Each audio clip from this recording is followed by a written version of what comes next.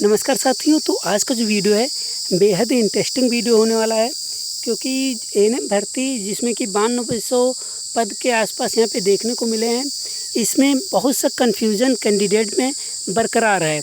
तो आज हम उन सभी शंकाओं का समाधान करने की कोशिश करेंगे और जो हमसे हो सकेगा उतना आप लोगों के क्वेश्चंस का सॉल्यूशन उपलब्ध कराने का प्रयास करेंगे। तो आइए वीडियो को पूरा देखें, जिससे कि आपके सभी डाउट्स क्लियर हो सकें। सबसे पहले हम बात कर लेते हैं जो नंबर किस हिसाब से यूपीटीपीएससी देने वाला है एएनएम भर्ती के लिए। बहुत से लोगों में कन्फ्यूज़न बना हुआ है, हालांकि नोटिफिकेशन में इन्होंने पूरा क्लियर कर दिया था, फिर भी कैंडिडेट में कन्फ्यूज़न है। तो उस कन्फ्यूज़न को आज हम यहाँ पे दूर करने वाले हैं। सबसे पहले आपको पता है कि यहाँ पे जो योग्यता मांगी गई है इंटरमीडिएट मांगी गई है, साथ में आपको यहाँ पे जो नर्सिंग का संविदा के रूप में आपने काम किया है, नर्सिंग कर्मी होने चाहिए आप संविदा के रूप में, उसके हिसाब से यहाँ पे नंबर मिलने वाले हैं। तो देख लेते हैं कितने नंबर यहाँ पे संविदा कर्मियों को मिलने वाले हैं। और यह ज़रूरी था, नंबर ज़रूर मिलेंगे संविदा कर्मी के, मगर ऐसा नहीं कि आप अगर संविदा कर्मी नहीं हैं तो आप आवेदन कर देंगे और आपका आवेदन मान्य होगा। तो कुछ कैंडिडेट ऐसे भी यहाँ पे देखने को मिले हैं जो आवेदन कर दें और नर्सिंग का उनके पास संविदा कर्मी वो नहीं है और उन्होंने आवेदन कर दिया है, तो वो लोग यहाँ पे बाहर हो जाएंगे, क्योंकि डीवी में 2 गुना अभ्यर्थी बुलाए गए हैं। जैसे जितने अभ्यर्थी यहाँ पे आवेदन किए थे सभी लोगों को बुला लिया गया है, क्योंकि बहुत कम संख्या में अभ्यर्थी यहाँ पे आवेदन किए थे। क्योंकि ज़्यादातर कैंडिडेट जो संविदा कर्मी होते हैं तो कुछ लोग यहाँ पे सरकारी नौकरी की चाह छोड़ ही देते हैं कुछ लोग, और बहुत से लोग जिन लोगों को पता ही नहीं चला, पीईटी परीक्षा उन्होंने नहीं दी, इस वजह से यहाँ पे आवेदन नहीं कर सके। तो पीईटी परीक्षा में के बाद यहाँ पे भर्ती निकली थी, तो एक बड़ा माइनस पॉइंट ये हो जाता कि पीईटी परीक्षा के बाद यहाँ पे भर्ती निकली तो कैंडिडेट को पता ही नहीं था कि पीईटी परीक्षा देनी है। में बहुत से लोग तैयारी नहीं करते हैं और स्पेशल जब उनकी वैकेंसी निकलती तभी तैयारी करते हैं। तो एएनएम भर्ती निकली तो उसमें सभी लोगों को अलाउ नहीं किया गया था। जो पीईटी परीक्षा 2021 में सम्मिलित हुए थे वही लोग आवेदन कर सकते थे, तो इसलिए बड़ी संख्या में अभ्यर्थी बाहर हो गए जो इसमें आवेदन करने का सोच रहे थे। तो यहाँ पे जो बचे केवल 17,000 कैंडिडेट ने यहाँ पे पेपर दिया है, 18,000 के आसपास यहाँ पे आवेदन हुए थे। तो यहाँ पे सबको शॉर्ट लिस्ट कर दिया गया था। अब यहाँ पे बात आती है कि किस हिसाब से नंबर मिलेंगे। सबसे पहले आप ये समझ लीजिए कि नंबर कितने मिलने वाले हैं। तो 100 नंबर का क्वेश्चन पेपर है, 15 नंबर आपको मिलने वाले हैं संविदा कर्मी के। अगर आप 1 वर्ष संविदा कर्मी रहे हैं तो आपको 3 नंबर मिलेंगे, तो प्रत्येक वर्ष का 3 नंबर, मतलब कि मैक्सिमम आपके 5 वर्ष के नंबर यहाँ पे मिलने वाले हैं, 15 नंबर। तो 115 नंबर पे यहाँ पे कट ऑफ डिसाइड होगी और उसके बाद यहाँ पे कंफर्म होगा कि कितने कैंडिडेट यहाँ पे क्वालिफाई हैं। तो जो जितना ज़्यादा पुराना है उनको ज़्यादा नंबर के मिलने के चांसेस बढ़ जाते हैं। तो ये तो कन्फ्यूज़न मुझे लगता है कि दूर हो गया होगा कि नंबर किस हिसाब से मिलेंगे। और जो आपका इंटरमीडिएट, तो आप पता है कि आप 2021 के पहले ही होंगे, क्योंकि उसके बाद ही नर्सिंग किए होंगे, नर्सिंग के मतलब रूम में आप काम कर रहे होंगे, तो उसकी कोई दिक्कत नहीं। जो एकेडमिक है आपका आवेदन की तिथि के पहले का होना चाहिए, वो तो आप सभी का है। मगर संविदा कर्मी में ये है कि आवेदन की तिथि, लास्ट तिथि जो है, ठीक है, जैसे माना कि 31 दिसंबर लास्ट तिथि है आवेदन करने की। आपने आवेदन चाहे 1 दिसंबर को किया हो, मगर 31 दिसंबर का लास्ट तिथि है तो उस तारीख तक का मान्य है।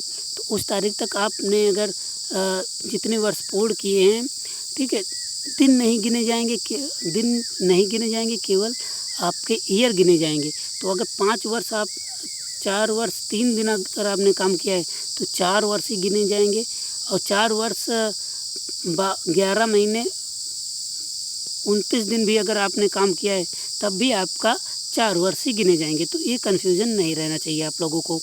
अब बात कर लेते हैं कुछ ज़रूरी चीज़ें जो आप लोगों के कन्फ्यूज़न में रहती हैं। तो आइए देख लेते हैं ज़रूरी चीज़ें।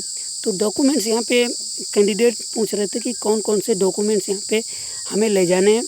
तो जो योग्यता प्रमाण पत्र मतलब कि इंटरमीडिएट और संविदा कर्मी का जो आपका होगा वो आपको वहाँ पे प्रस्तुत करना है। बाकी आय जाति निवास किन लोगों को लगेगा वो अभी हम बता देते हैं आप लोगों को। तो यहाँ पे अगर डॉक्यूमेंट्स की बात की जाए, आय जाति निवास का जो मसला है उसमें लोग कन्फ्यूजन हैं। तो इसमें भी बड़ा कन्फ्यूजन है क्योंकि फीमेल कैंडिडेट हैं तो उसमें जात और निवास प्रमाण पत्र में थोड़ा दिक्कत हो रही, क्योंकि कुछ लोगों की मैरिज हो गई है और कुछ लोगों की मैरिज नहीं हुई है। तो इस वजह से बहुत से मुझे कमेंट आए कि यहाँ पे कहाँ का हम जात लगाएं या कहाँ का निवास लगाएं, तो वो सब यहाँ पे डिस्कस करने वाले हैं बारी बारी से। तो डॉक्यूमेंट से संबंधित जो समस्याएं आ रही हैं वो आय जाति निवास से संबंधित हैं। तो सबसे पहले इसमें आय को अगर देखें तो आय का कोई यहाँ पे मैटर नहीं करता है, आय प्रमाण पत्र नहीं लगेगा। ठीक है, आय प्रमाण पत्र अगर आप लेकर भी जाएंगे तब भी आयोग वहाँ पे जमा नहीं करता है। तो आय प्रमाण पत्र का कोई रोल नहीं यहाँ पे होने वाला है। और अब बात कर लेते हैं जाति और निवास प्रमाण पत्र, क्योंकि फीमेल जो कैंडिडेट हैं उनकी शादी हो चुकी है और कुछ लोगों की जात भी बदल जाती है शादी के बाद। ठीक है, तो यहाँ पे अगर बात करें निवास प्रमाण पत्र की, तो निवास प्रमाण पत्र तो बदलता ही है हर कैंडिडेट का, चाहे शादी के बाद हर एक कैंडिडेट का बदल जाता है। तो जो लोग शादी कर चुके हैं उनके बारे में यहाँ पे हम बताना चाहते हैं कि निवास प्रमाण पत्र आप फॉर्म फिल करते टाइम अगर आप अपने मायके का लगाए हुए हैं, मतलब कि एड्रेस आपने मायके का डाला है और उसके बाद आपकी मैरिज हो गई, तो उसके बाद आप अगर पति के यहाँ रह रहे हैं तो वहाँ का निवास प्रमाण पत्र ज़रूर बनवा लें। ठीक है, क्योंकि अब आपका वहाँ पे निवास प्रमाण पत्र लगेगा।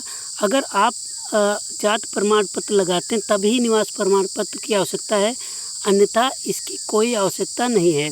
ठीक है, तो अगर आप वहाँ पे आपका एड्रेस चेंज हुआ है, ठीक है, और आप चेंज कराना चाहते हैं आयोग में, तो आप दे सकते हैं निवास प्रमाण पत्र।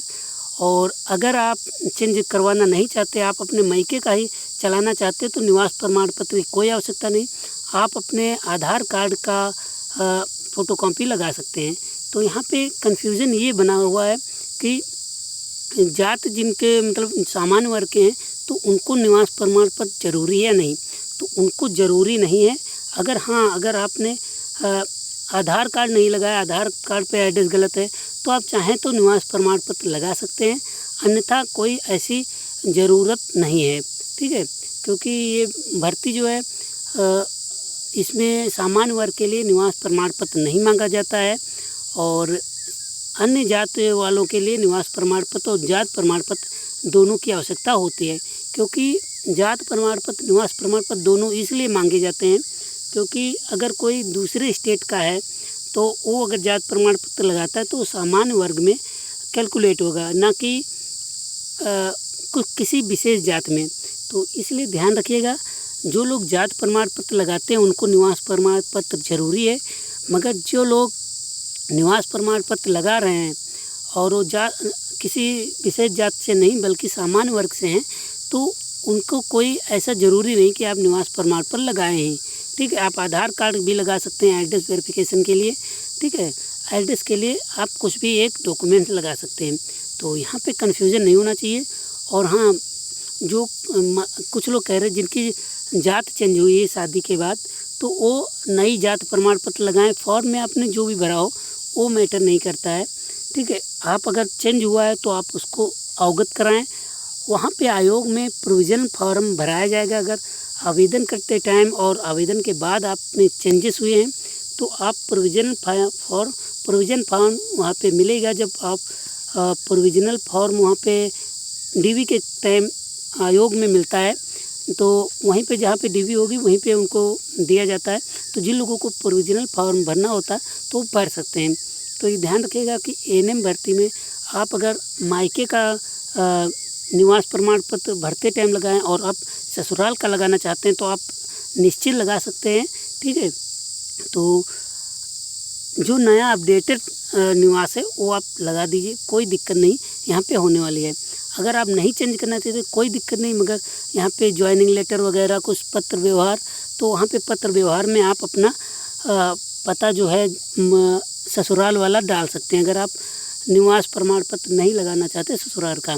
ठीक है, तो ये ध्यान रखिएगा, ससुराल का आप लगा दीजिए, या फिर नहीं लगाना चाहते तो आप पत्र व्यवहार में ससुराल का डाल सकते हैं। ठीक है, तो यहाँ पे अब मुझे नहीं लगता कि कोई भी कन्फ्यूज़न हुआ होगा। और हाँ, ये जो सर्टिफिकेट मान्य है, कब तक के मान्य है? जाति और निवास प्रमाण पत्र।